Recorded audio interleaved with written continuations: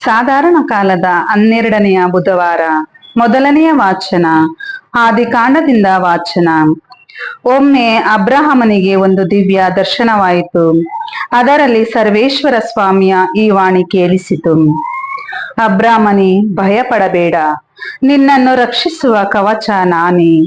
ಘನವಾದ ಬಹುಮಾನ ಸಿಗುವುದು ನಿನಗೆ. ಅದಕ್ಕೆ ಪ್ರತ್ಯುತ್ತರವಾಗಿ ಅಬ್ರಾಹ್ಮನು, ಸ್ವಾಮಿ ಸರ್ವೇಶ್ವರ, ನನಗೆ ಏನು ಕೊಟ್ಟರೇನು? ನಾನು ಪುತ್ರ ಸಂತಾನವಿಲ್ಲದವನು. ನನ್ನ ಮನೆ ಮಾರುಗಳಿಗೆ ಉತ್ತರಾಧಿಕಾರಿ ದಮಸ್ಕದ ಎಲಿಯೇಜರನೇ ಹೊರತು ಮತ್ತಾರು ಇಲ್ಲ. ನೀವು ನನಗೆ ಮಕ್ಕಳನ್ನು ಕೊಟ್ಟಿಲ್ಲ. ನನ್ನ ಮನೆದಾಸನೇ ನನಗೆ ಉತ್ತರಾಧಿಕಾರಿ ಎಂದನು. ಮತ್ತೆ ಸ್ವಾಮಿಯ ವಾಣಿ, ಇಲ್ಲ, ಅವನು ಉತ್ತರಾಧಿಕಾರಿಯಾಗುವುದಿಲ್ಲ. ನಿನ್ನಿಂದ ಹುಟ್ಟಿದವನೇ ನಿನಗೆ ಉತ್ತರಾಧಿಕಾರಿ ಆಗುತ್ತಾನೆ ಎಂದಿತು. ಸರ್ವೇಶ್ವರ ಬಳಿಕ ಅಬ್ರಹಾಮನನ್ನು ಹೊರಗೆ ಕರೆತಂದು, ಆಕಾಶದ ಕಡೆಗೆ ನೋಡು, ಆ ನಕ್ಷತ್ರಗಳನ್ನು ನಿನ್ನಿಂದಾದರೆ ಲೆಕ್ಕಿಸು. ನಿನ್ನ ಸಂತಾನವು ಅಷ್ಟು ಅಸಂಖ್ಯಾತವಾಗುವುದು ಎಂದರು. ಅಬ್ರಹಾಮನು ಸರ್ವೇಶ್ವರ ಸ್ವಾಮಿಯಲ್ಲಿ ವಿಶ್ವಾಸವಿಟ್ಟನು. ಅವರು ಅವನ ವಿಶ್ವಾಸವೇ ಸರಿಯಾದ ಸಂಬಂಧವೆಂದು ಪರಿಗಣಿಸಿದರು. ಸರ್ವೇಶ್ವರ ಬಳಿಕ ಅಬ್ರಹಾಮನಿಗೆ ಇಂತೆಂದರು, ಈ ನಾಡನ್ನು ನಿನಗೆ ಸ್ವತ್ತಾಗಿ ಕೊಡಬೇಕೆಂದು ಬಾಬಿಲೋನಿನಲ್ಲಿರುವ ಊರ್ ಪಟ್ಟಣದಿಂದ ನಿನ್ನನ್ನು ಬರಮಾಡಿದ ಸರ್ವೇಶ್ವರ ನಾನೇ ಎಂದರು. ಅದಕ್ಕೆ ಅಬ್ರಹಾಮನು, ಸರ್ವೇಶ್ವರ, ಇದು ನನ್ನ ಸೊತ್ತು ಎಂದು ತಿಳಿದುಕೊಳ್ಳುವುದು ಹೇಗೆ ಎಂದನು. ಸರ್ವೇಶ್ವರ ಪ್ರತ್ಯುತ್ತರವಾಗಿ, ನೀನು ಮೂರು ವರ್ಷದ ಒಂದು ಕಡಸನ್ನು, ಒಂದು ಆಡನ್ನು, ಒಂದು ಟಗರನ್ನು, ಒಂದು ಬೆಳವಕ್ಕಿಯನ್ನು ಹಾಗೂ ಒಂದು ಮರಿ ಪಾರಿವಾಳವನ್ನು ತೆಗೆದುಕೊಂಡು ಬಾ ಎಂದರು. ಅಬ್ರಹಾಮನು ಅವುಗಳನ್ನೆಲ್ಲ ತೆಗೆದುಕೊಂಡು ಬಂದು ಆ ಪ್ರಾಣಿಗಳನ್ನು ಕಡಿದು ಎರಡೆರಡು ಹೋಳು ಮಾಡಿ ತುಂಡಿಗೆ ತುಂಡನ್ನು ಎದುರಾಗಿಟ್ಟನು. ಪಕ್ಷಿಗಳನ್ನು ಮಾತ್ರ ಕಡಿಯಲಿಲ್ಲ. ಆ ಪ್ರಾಣಿಗಳ ತುಂಡುಗಳ ಮೇಲೆ ರಣಹದ್ದುಗಳು ಎರಗಿದಾಗ ಅಬ್ರಹಾಮನು ಅವುಗಳನ್ನು ಓಡಿಸಿಬಿಟ್ಟನು. ಹೊತ್ತು ಮುಳುಗುತ್ತಿದ್ದಾಗ ಅಬ್ರಹಾಮನಿಗೆ ಗಾಢ ನಿದ್ರೆ ಹತ್ತಿತು. ಭೀಕರವಾದ ಕಾರ್ಗತ್ತಲು ಅವನನ್ನು ಕವಿಯಿತು. ಹೊತ್ತು ಮುಳುಗಿ ಕಾರ್ಗತ್ತಲಾದಾಗ ಇಗೋ, ಹೊಗೆಯಾಡುವ ಒಲೆಯೊಂದು ಹಾಗೂ ಉರಿಯುವ ದೀವಟಿಕೆಯೊಂದು ಕಾಣಿಸಿಕೊಂಡು ಆ ತುಂಡುಗಳ ನಡುವೆ ಹಾದು ಹೋದವು. ಸರ್ವೇಶ್ವರ ಅಂದೇ ಅಬ್ರಹಾಮನ ಸಂಗಡ ಒಂದು ಒಡಂಬಡಿಕೆಯನ್ನು ಮಾಡಿಕೊಂಡರು. ಈಜಿಪ್ಟಿನ ನದಿಯಿಂದ ಯೂಫ್ರೆಟಿಸ್ ಮಹಾನದಿಯವರೆಗೆ ಕೊಡುವೆನು ಈ ನಾಡೆಲ್ಲವನ್ನು ನಿನ್ನ ಸಂತತಿಯವರಿಗೆ. ಪ್ರಭುವಿನ ವಾಕ್ಯ. ದೇವರಿಗೆ ಕೃತಜ್ಞತೆ ಸಲ್ಲಲಿ. ಕೀರ್ತನೆ ಶ್ಲೋಕ. ನೆನಪಿನಲ್ಲಿಡುವನು ಪ್ರಭು ತನ್ನ ವಾಗ್ದಾನವನ್ನು. ನೆನಪಿನಲ್ಲಿಡುವನು ಪ್ರಭು ತನ್ನ ವಾಗ್ದಾನವನ್ನು. ಸಲ್ಲಿಸಿ ಪ್ರಭುವಿಗೆ ಕೃತಜ್ಞತಾ ಸ್ತೋತ್ರವನ್ನು. ಮಾಡಿರಿ ಆತನ ನಾಮ ಸ್ಮರಣೆಯನ್ನು. ಸಾರಿರಿ ಜಗಕ್ಕೆ ಆತನ ಸತ್ಕಾರ್ಯಗಳನ್ನು. ಶ್ಲೋಕ. ನೆನಪಿನಲ್ಲಿಡುವನು ಪ್ರಭು ತನ್ನ ವಾಗ್ದಾನವನ್ನು. ಹಾಡಿ ಪಾಡಿ ಹೊಗಳಿರಿ ಪ್ರಭುವನ್ನು. ಧ್ಯಾನಿಸಿ ನೀವು ಆತನ ಪವಾಡಗಳನ್ನು. ಹೆಮ್ಮೆ ಪಡಿ ನೆನೆದಾತನ ಶ್ರೀನಾಮ. ಹಿಗ್ಗಲಿ ಹೃದಯ ಕೋರಿ ಆತನ ದರ್ಶನ. ಶ್ಲೋಕ. ನೆನಪಿನಲ್ಲಿಡುವನು ಪ್ರಭು ತನ್ನ ವಾಗ್ದಾನವನ್ನು.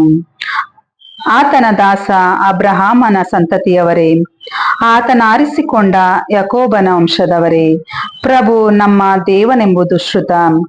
ಆತನಿತ್ತ ತೀರ್ಪು ಇದೋ ವಿಶ್ವವ್ಯಾಪ್ತ. ಶ್ಲೋಕ. ನೆನಪಿನಲ್ಲಿಡುವನು ಪ್ರಭು ತನ್ನ ವಾಗ್ದಾನವನ್ನು.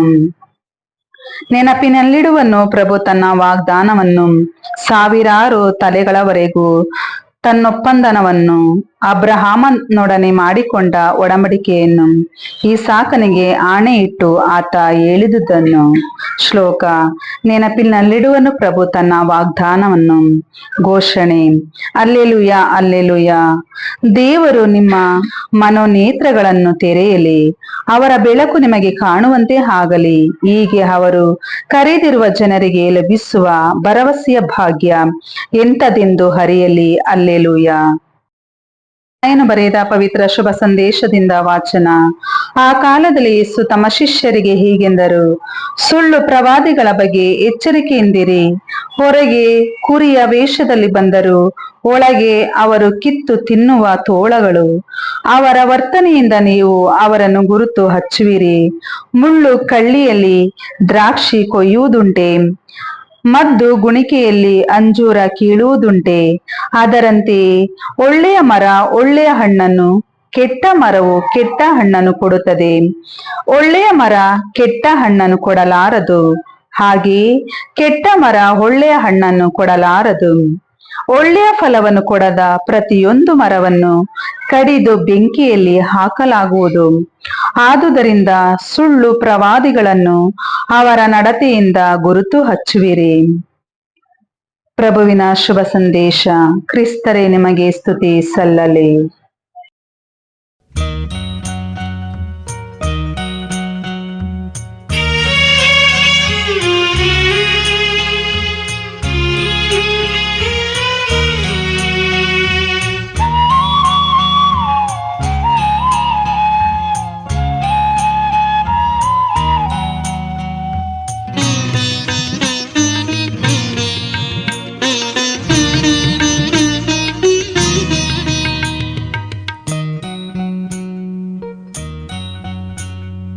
ಬರಿದಾದ ಮಡಿಲಲ್ಲಿ ಮಗುವಾಗಿ ಮನೆ ಮಾಡು, ನನ್ನೊಡನೆ ಮಾತಾಡು.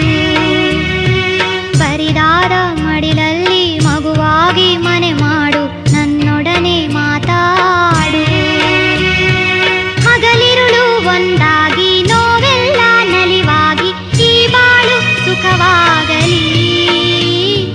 ಬರಿದಾದ ಮಡಿಲಲ್ಲಿ ಮಗುವಾಗಿ ಮನೆ ಮಾಡು, ನನ್ನೊಡನೆ ಮಾತಾಡು.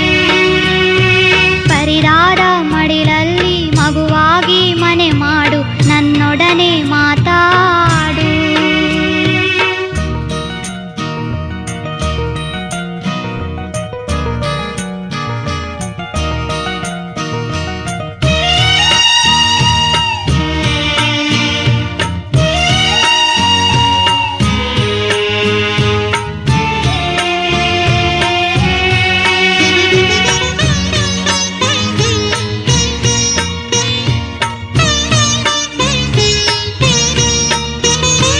ಹೊಸ ನೀರು ಹರಿದು ಹೊಸ ರಾಗ ಮೂಡಿ ಹಳೆ ನೆನಪು ಮರೆಯಾಗಲು.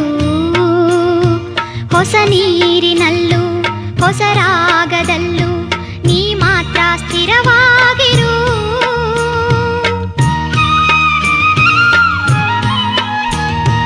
ಹೊಸ ನೀರು ಹರಿದು ಹೊಸ ರಾಗ ಮೂಡಿ ಹಳೆ ನೆನಪು ಮರೆಯಾಗಲು. ಹೊಸ ನೀರಿನಲ್ಲೂ ಹೊಸ ರಾಗದಲ್ಲೂ ನೀ ಮಾತ್ರ ಸ್ಥಿರವಾಗಿರು. ನನ್ನೊಳಗೆ ಹಾರಿವ ಚಿಲುಮೆಯಾಗು, ಜೀವಂತ ನದಿಯಾಗು. ಹೊಸ ಜೀವನಿ ಹರಿಸು. ಬರಿದಾದ ಮಡಿಲಲ್ಲಿ ಮಗುವಾಗಿ ಮನೆ ಮಾಡು, ನನ್ನೊಡನೆ ಮಾತಾಡು.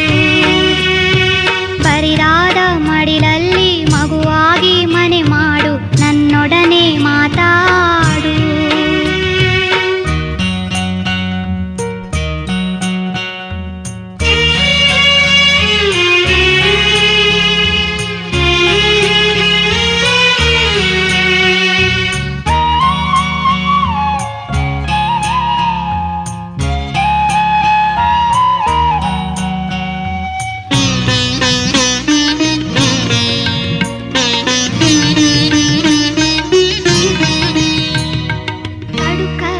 ಬರಲಿ ಕಣ್ಣೀರು ಇರಲಿ, ನೀನಿರಲು ಭಯವೇನಿದೆ.